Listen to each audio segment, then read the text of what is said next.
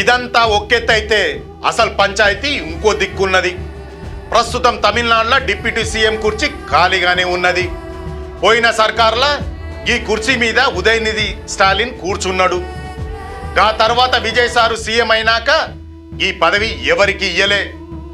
Vijay sir మొన్నటి ఎలక్షన్లల్లో 2 జాగాలలో పోటీ చేసిండు. ఒకటి పెరంబూర్లో గెలిచిండు.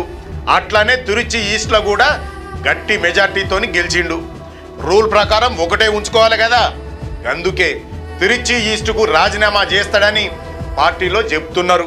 గీడనే అసలు సినిమా మొదలైంది.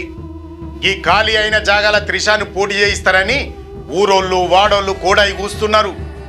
ఏకంగా పార్టీ మీటింగ్లనే ఈ ముచ్చట వచ్చిందని, గెలిచినాక డిప్యూటీ సీఎం కుర్చీ త్రిషాకే ఇస్తారని గాలి వార్తలు జోరుగానే షికారు చేస్తున్నాయి.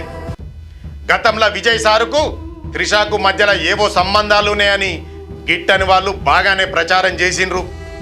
ఎలక్షన్ల ముందైతే ఏకంగా ఇద్దరు కలిసి ప్రైవేట్ టూర్కు పోయినరని ఒకటే రచ్చ జరిగింది.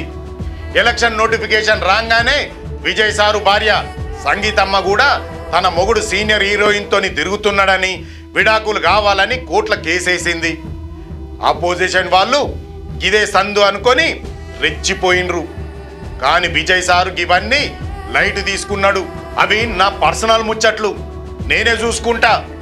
పార్టీ గెలవడం ముఖ్యం, జనం సమస్యలు మనకు ముఖ్యం అని లీడర్లకు గట్టిగా చెప్పి ఈ లొల్లికి చెక్కు పెట్టిండు. ఇన్ని లొల్లిలు జరిగినాక కూడా త్రిష మాత్రం విజయ్ సారుకు సపోర్టుగానే నిలబడ్డది.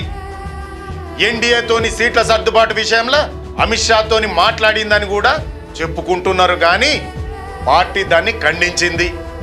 ఏది ఏమైనా త్రిష పుట్టినరోజునే విజయ్ సీఎం అవ్వడం, తిరుమల స్వామిని దర్శనం చేసుకొని వచ్చి గంట పాటు విజయ్ సార్ ఇంట్లో మీటింగ్ పెట్టడం చూస్తాంటే ఆమె రాజకీయ రంగ ప్రవేశం ముచ్చట పక్కా అని అందరూ అనుకుంటున్నారు.